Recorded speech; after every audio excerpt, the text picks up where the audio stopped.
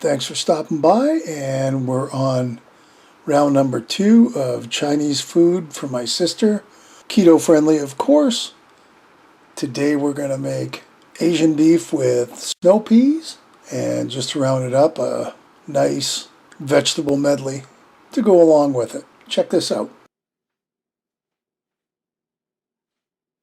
Now the first thing we've got is our pan, medium-high heat. Put a tablespoon of oil. If you got a wok, use a wok.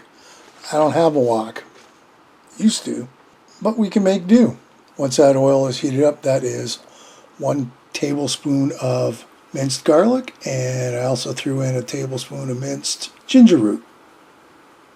Boy, those two smell really good together. We're going to let that cook in the frying pan for a minute or so.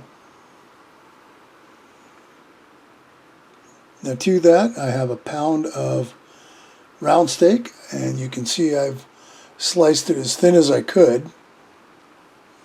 I think this is where a meat slicer might have come in handy, but I manage. You keep it mostly frozen, and it just makes it a lot easier to cut.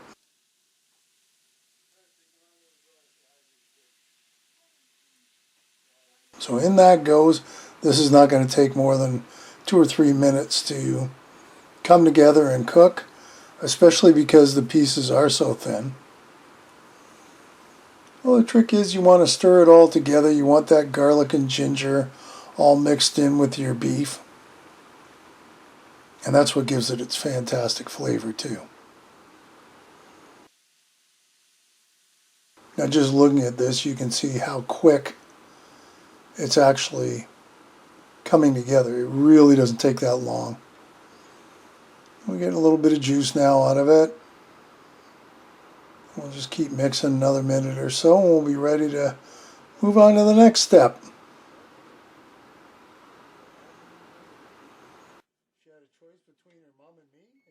Our next step is our snow peas, or pea pods. That is 8 ounces by the time I'm done getting them all in there, which is about 200 grams if you're into grams, or whatever you want really. You can put more or less. That's the beauty of this dish or any of the other dishes. So we're going to mix that all together. Now snow peas you can eat raw, so as long as your meat's cooked, at this point is to your taste. Oh wait, did I forget to tell you about this? I'm sure I did. In that bowl is 2 tablespoons of rice wine vinegar, or in my case apple cider vinegar, 3 tablespoons of soy sauce, 1 tablespoon of brown sugar, and a half teaspoon of cornstarch, all mixed together. By the time you get to this point to dump it in, you may have to mix it again. You want to do it before you start this. So mix, mix, mix till it's fully combined.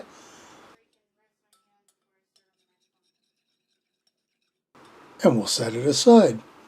Or, in this case, go right to the frying pan with it. And now we're going to keep mixing it all together until everything gets coated. It will thicken on its own. And how simple was that? So let's get our pan, and we'll take all the beef and pea pods and we'll put them in our tray, and there you go. That's the first part of our dinner. Yummy is our vegetables. And the rest of the pea pods I'm going to use. It's mostly broccoli that's going to give it its bulk, but it's whatever you got in the fridge. So I've taken a head of broccoli, chopped it up into nice bite-sized pieces, and we're going to put it in a microwave-safe bowl, because I've learned this trick. It's easier to do the other stuff while I'm waiting for this to cook in the microwave. 5 minutes with some water on it, just like that, just up to the top, and throw it into nuke for 5 minutes and go about chopping the rest of your stuff while you're at it. So we've got a half an onion I pulled out of the fridge. That works. And what we're going to do here is slice them into slices, of course, It depends on how you want them, right? You can put little pieces. You know, I prefer, at least in a salad or with vegetables, that they be a little bigger. Just so you can find them when you're trying to eat, kind of thing. Taste will still be the same regardless. It's easier to chop that way. So that's it. That's about a half a medium.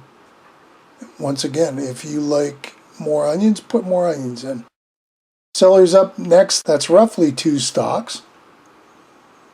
Now, if you do it like most Chinese foods that you buy, they do it on a long angle, and that just makes it look like there's more. I was in a hurry at this point, so I just chopped them up normal.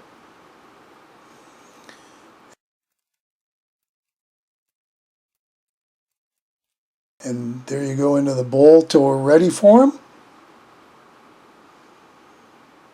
And here's some peppers. The green one's out of my garden, the other 2 we had to buy at the store. And there you go, all chopped up, a rough chop. And since it's a veggie dish, that's what you want. Or maybe you don't. Maybe you want to put it in slices or even smaller. Last up, I had a few mushrooms that I wanted to use up, of course. Seems to always be that way.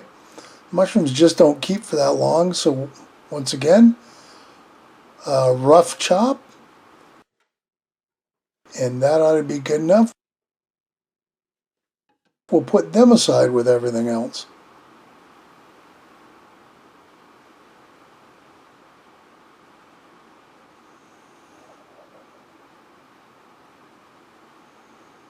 Now, our broccoli's out of the microwave.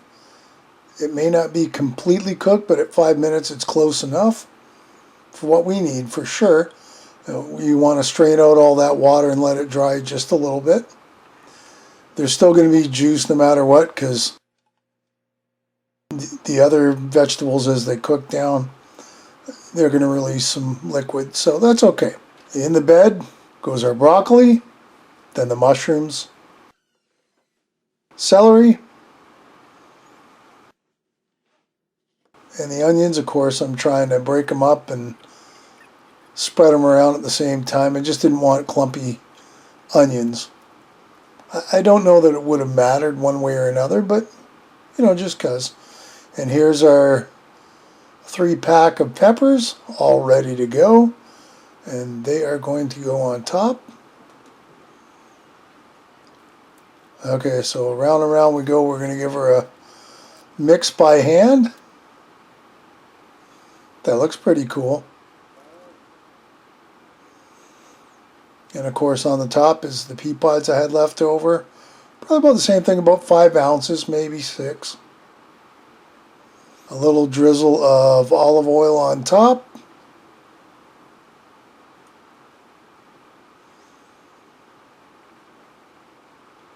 And that is pepper. I just took the lid off my shaker, hoping that I don't put too much on. But it's a lot easier that way. And you know, when you take the lid off, pepper kind of spills out anyway. What the hell, I had to fill up the pepper shaker anyway. And of course the same thing with garlic. To your taste, teaspoon, teaspoon and a half. Now to top it all off, I pulled some fresh dill out of my freezer from my garden. Oh, it's so cool. I mean, it keeps its green look and everything. Now, if you like dill, I mean, give it a try. And if you don't, Steve, don't. The choice is yours what you want to put in. So this is ready to go in the oven now, 325. We're going to put it in for about 15 minutes and then take it out, check on it, and give it another stir. Back in the oven for another 10-15 minutes till it looks mostly cooked, to your liking, of course. And here we are, all nice and steamy. Probably about 25 minutes. And there's our dinner. My sister was quite happy with it. It was a nice balance. You kind of feel healthy. It's not all starchy, which is weird for me, but I liked it. And I hope you do too. Alright, there you go. Another great video. I hope you enjoyed it. Leave me a comment below. Let me know what you think. Listen, if you haven't subscribed, hit the subscribe button. Ring the bell. That'll tell you the next time I upload a video. Feel free to share this in any of my other videos. And as always, thanks for watching. We'll see you. Bye-bye.